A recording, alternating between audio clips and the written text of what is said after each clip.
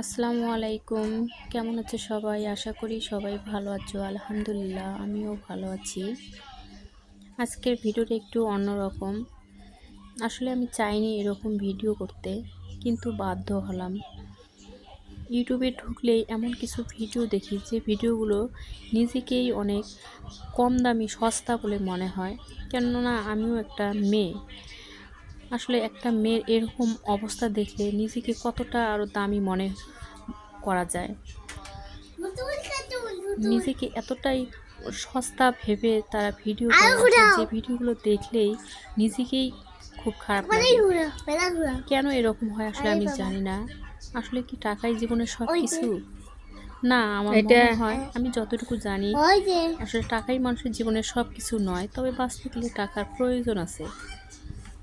তাই বলে এরকম ভিডিও করে টাকা ইনকাম করা আমার মনে হয় না যে ঠিক।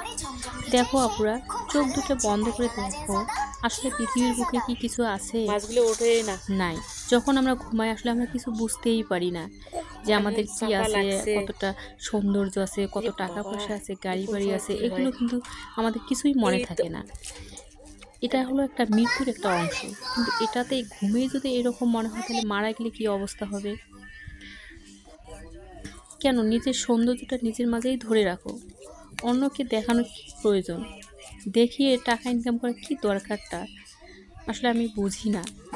কেন নিজেকে এত তোমরা কম দামি সস্তা মনে করো? ভিডিও করো ভালো কথা, তাতে দোষের কিছু না, কিন্তু সেই ভিডিওটা নিজেকে সংযত রেখে ভিডিওটা করো। এমন কিছু ড্রেস পরে এমন কিছু আপুরা ভিডিও করে, আসলে দেখলেই এতটাই নিজেকে ছোট মনে হয়। আসলে কী আর বলবো, বলার মতো কিছুই নেই।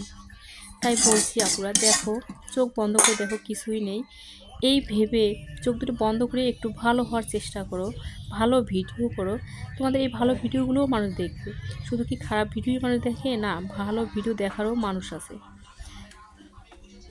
তাই বলছি, ভালো হও, নিজের সৌন্দর্যটা নিজের মাঝেই ধরে রাখো। মানুষকে দেখানোর কোনো প্রয়োজন নেই। আল্লাহ হাফেজ, ভালো থাকিও সবাই।